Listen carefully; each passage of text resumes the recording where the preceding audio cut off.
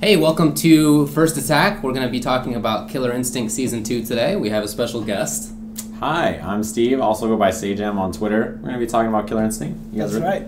Yeah, I mean, so here's the deal, right? Evo's coming up, few days. Yes. And if you guys aren't familiar with the game, we would just like to give you a primer so that when you're watching it, you can enjoy it, know what's going on, and such. And Season 2, we did a Season 1 show. Right. The game is so different now. It's pretty drastically changed. It's been a while, yeah. A lot of new characters. I know that some game engine stuff has changed too. Different publisher completely. Yes. Yeah. Well, different developer, I should say. And even the characters you guys covered changed so much. It's pretty good. If you guys are going to watch Evo at all, it might help to have a little source of reference. Mm-hmm. Yeah, for sure. Because this game's not like every other fighting game. There's some stuff going on that's a little funky. A little weird. Yeah, so that's why we wanted to have this show beforehand. Basically, the game plan is going to be that we're going to talk about how the game engine has changed. You know, we're not going to go into the basics that have stayed the same. We have an episode on youtube.com/UltraChenTV that talks about Season 1. So we're not going to go over the things that are the same. There's no point. So we're just sort of going to jump into where the changes are. Right. We'll do a quick overview on like the combo breaker system because I think that's really important for people to understand. Okay. You know, because if you watch it, you're just like, why are they combo breakering all the time? Why would you counter breaker here and stuff like that? So I feel like if we just go over that a little bit, that'll probably help. So okay. Well, that's fine. So here we go. This is boom. Okay. Killer Instinct. Oh, so you're hitting buttons before and they couldn't even see what you're doing? Yep. Exactly. Oh, you're sneaky. All right. Cool, man. You're hiding your tech for Evo. I like it. Exactly, dude. I'm taking that. I'm taking that huge chunk of that 50K. All kinds of all you gotta do is top 32. That's that out of pools and an extra match. And you're taking some money, dude. That's definitely a lot. Yeah. Okay. All right. Well.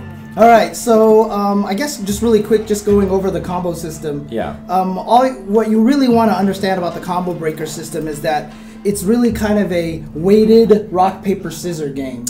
Yeah, I guess you could say that. That's a pretty good way of putting it. Most of the time in combos, there's either stuff that you can't react to, right? There's stuff that are so quick, like, it's impossible. Yeah, like Light Auto, this is a really easy combo that you pretty much are not going to react to. Like that, there was like, the chance to break there was like less than 20 frames. Like, it was really small. You pretty much had to know it was coming for something like that. But there are also things that are really easy to break to, like this.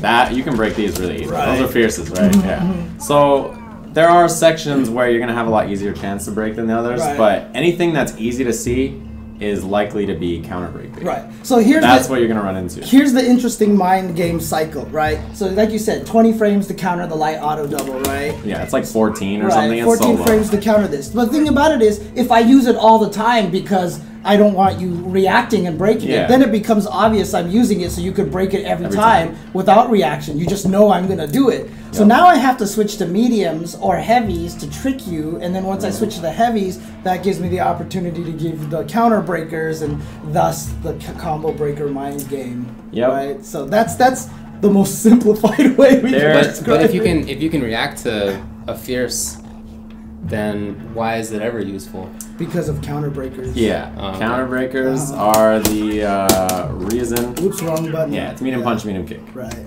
Anytime you're doing a combo, medium punch, medium kick. Right. Well, so basically, if I do, for example, oops, I broke it too quick. You broke it too quick. I almost play a little bit of Killer Instinct. Oh. Yeah. So there you go. Oh, he got me. So, all right. The problem with something like this, right, is if you land that counter break, you're doing like 50 to 60%. Depending on your meter, you can even get up to 70 if the character's right. Right. You're gonna get a grip. So counter breakers are very threatening. So you'll see a lot of players, especially players who've been playing a long time, like Season 1 players I've noticed are very brave. They'll just do heavy auto doubles. And they're like, I know you have like 70 frames to react to this, but you think I'm gonna counter break. So I'm gonna be smart enough to be stupid enough to let this happen. I'm just gonna do heavy auto doubles and the combo, and you're gonna be like, he did that? Okay, yeah, I can see that. And then plus the other reason why you want to go for that too is because of the KI meter, right? Yeah, the KV meter's building up. The KV meter. So if I do lights, you see that little green meter that shows up on the side over there? Just underneath the combo counter. Yeah, that's a level 1, yeah. So if you do lights, it builds that up faster. And the faster it builds up, all of a sudden you fall out of the combo. Yeah. But the heavies do more damage and they build it up less, so you can do longer combos. Yeah, you'll see here it starts to build up.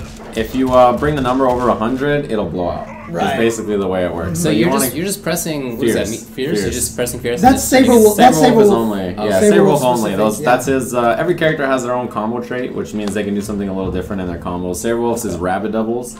So like, if you get the lockout, you're just like drumming this. Like that. That's what I'm just like. You're hitting it. That's pretty much. Right. That's the other time you would use heavy auto doubles is during lockouts as well. Right. That makes sense. Then you get the damage. Yeah. So one of the most important things about this game when you watch is that anytime someone goes for a combo breaker or not, exclamation marks will appear above their head, and this is really important to watch to know how your opponent is playing or how the people you're watching in the game are playing. Yeah. So if you never see an exclamation mark and someone does a combo, that means the guy literally just said, you know what, I'm eating this combo. I'm not even going to try to break this. No breaker, yeah. So that's a lockout. When you see the exclamation point, the announcer will yell lockout really enthusiastically.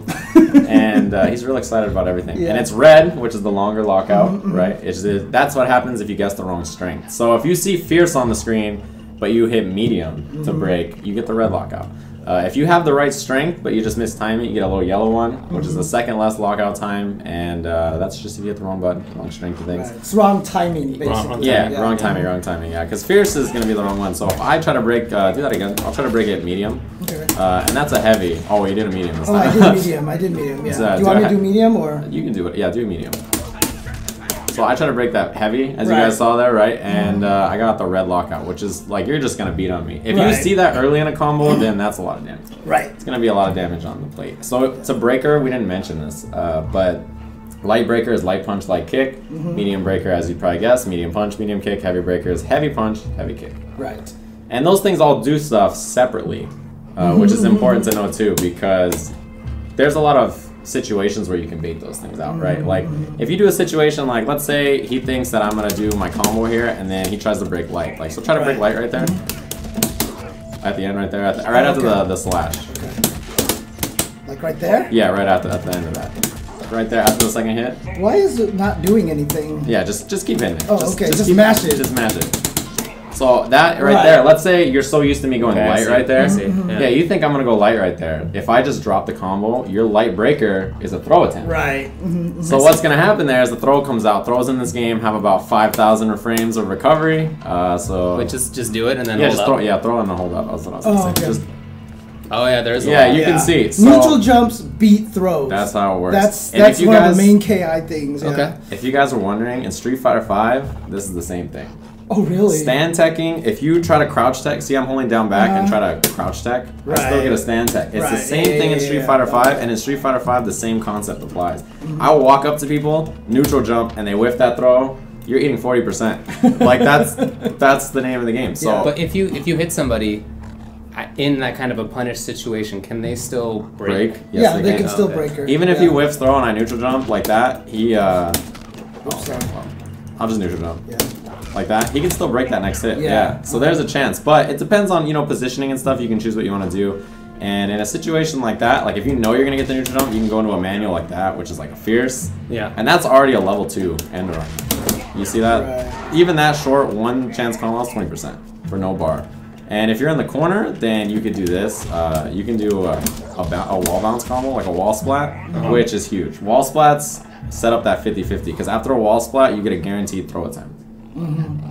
Okay, so anytime there's a wall splat on the screen, you'll see it right here. So that splat, I can go for a throw attempt. So there's a 50-50. Can you go for like an overhead low kind of thing? Is it? But the opponent can't reversal?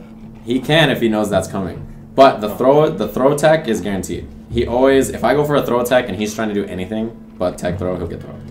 Always. Isn't that always the case?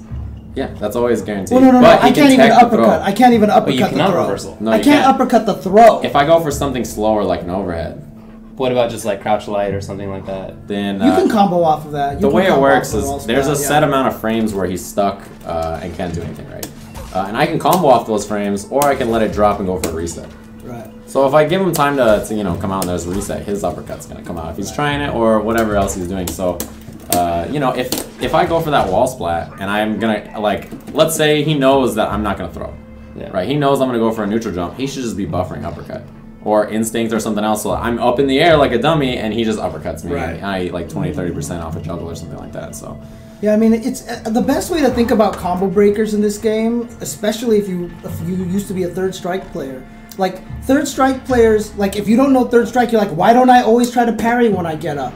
Like when I wake up, I'm just gonna parry lower. I have this great 50-50 now, and why should? But then all the experts are like, you're an idiot. I will blow you up for doing that. Okay, right? There's definitely ways to stop that. So basically, you get them to guess the wrong way. You do 40% damage on them or something like that. Same thing here. You just do whatever you want. They get the wrong breaker, and then all of a sudden you're like, oh, you're locked out. Let me kill you 50%. Okay, all right. Yeah. And not only that, but damage is high in this game. Like if they're locked out, I see characters do like 60% damage a lot. On locked out if you get counter broken or locked out early, then you might lose the life bar. There's like a good chance that life bar is going away. And it's not going to be so great. But the other thing about this game is that when it comes to breakers and stuff like that, the philosophy is pretty open on how you do it. So if you want to do short combos that are like one chance to break, really, like there's no way you could see it. You'd have to guess to try to break it.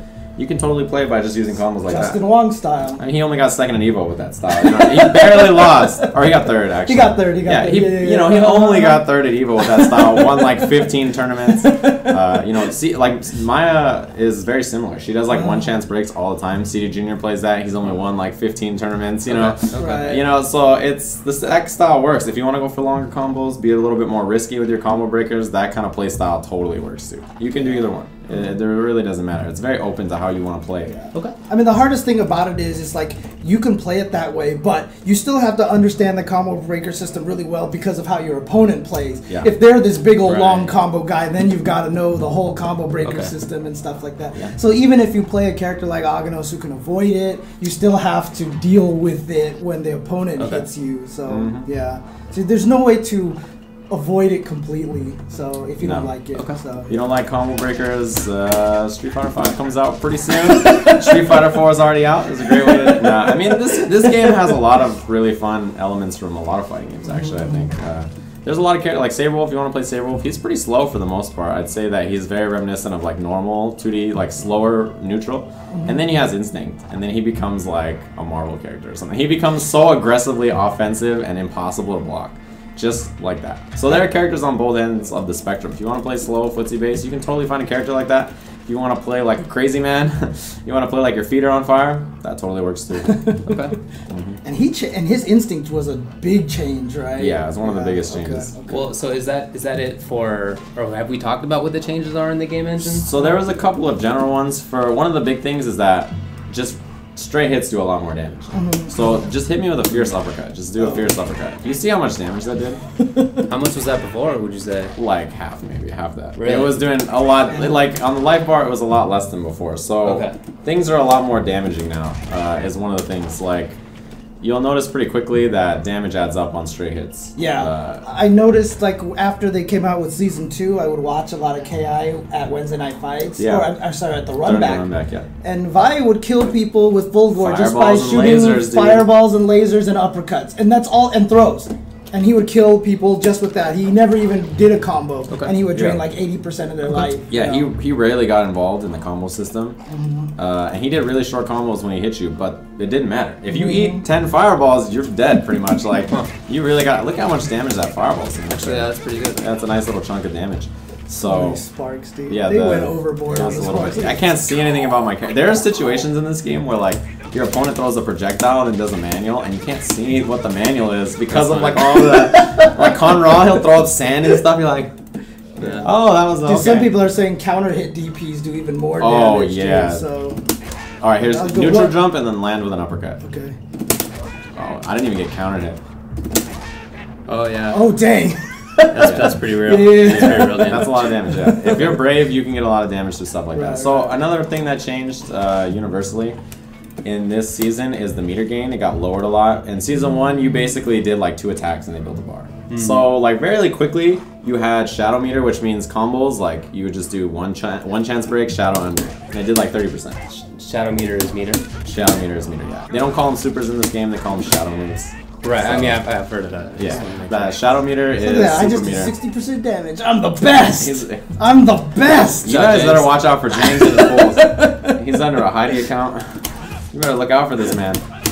So that was one of the big changes as well. Actually, is the meter gain was pretty rampant in season 1. It was pretty intense, and that means shadow countering was really strong because it cost a bar meter to shadow counter, and just adding alpha counter. Alpha counters. Yeah. So just do like I'll do like this. Yeah, like do that. So yeah, to do that costs a bar meter. I really like. It's like a parry. I love the shadow counter system. Is that his super that he does? Yeah, no, that's just the comes out on block. reaction. That's just what comes out when you get a shadow counter. That's what I mean, but every character has a certain shadow move that comes out when they do it. Okay. And it's interesting because you have to know what your character's is. So like if you have one that's projectile invincible and they throw a projectile, like they do something projectile, and normally it's safe, but your move is projectile invincible, your shadow counter, then that's something to keep in mind. Right. But the cool thing about the way the shadow counters work is that they have to get hit and they have no invincibility. So basically, when you alpha counter, you don't immediately counter. You go into a like Goken counter state. There's right? like a bit of... And then if a move hits you, you trigger it, but there's no invincibility, so if there's a third hit, you lose. Yeah, you're pretty much dead. So you really have to know like if the opponent likes to do 2-hit sequences. So like if I walk up to you, oops, I did super for some reason. Just, you know what you want to do? Just like do if I just do forward this, heavy kick. Oh yeah, like this move. So right that's here. a move that's called shadow counter bait. There's a Right. lot of moves that are called shadow counter bait because they're really great, but if your opponent has meter, they're not so hot. Right. Because that move is plus on block, and it chases backdash. So like if you knock me down and like do that, and I'm done. Right. So it's plus on block, special cancelable. You can cancel into shadow moves. You can do whatever you want out of it. It's really good. So if I see that move on block and I play Killer Instinct, like if that happens to me in a tournament and Jago does forward heavy kick, I'm like, are you an idiot? Like boom every time. It's one of those things where it's a good habit to get used to, even if you don't have meter. Every time you see the move, you do it. Right. Because if I don't have meter, nothing comes out. Right. I just block it, right? But if I do have meter, I shadow counter it every time. Right. So you want to train yourself when you see a move like that to always do it. Same thing, shadow moves in this game, the supers, you want to block. They're safe on block. So this is safe after. Oh, really? But you can beat that by shadow countering. Right. Because it's the... Do you have to do it on the last hit? The second to 1, last 2, hit. 3, 4 right there. Yeah. Oh, because it needs to be triggered still. Yeah. And every one of them hits, every super hits 5 times. Guaranteed. Yeah, 5 times. Well, there are certain ones that break the rules. There are certain 10-hit. There are certain 10-hit ones now that broke the rules, but that is overwhelmingly out of like all the characters is like 2 that have 10-hit super moves. So whatever. Because in order to break supers, you have to combo break 3 hits. 3 of the 5 hits. Yeah. 3 of the 5 hits, and it's any 3 of the 5 hits. Any 3 of the 5 hits. So you can go 1, 2, wait for 5 because then if they think you're going to do 1, 2, 3 and they counter breaker on there. Instead of what I call a 1, 2, 5 breaker. That's fun in commentary. You're like, oh, we did a 1, 3, 4 breaker. See that? That's pretty fun. Oh, a 2, 3, 5. You don't see those too often. So yeah, how do you know?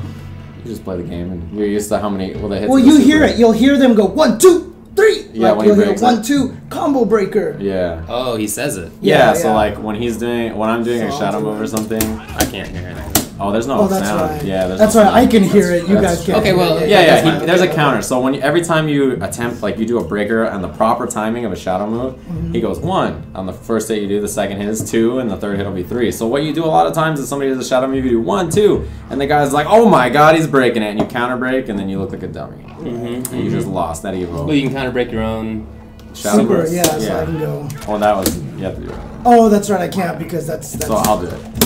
No. So that's what it looks like. Yeah. Is that safe? Definitely not. No. So when I do it, just try to do forward heavy kick. So. Oh wow. Just hold up. Just you hold up. Oh. I'll hold up. Yeah. Okay. It's about the same as throws.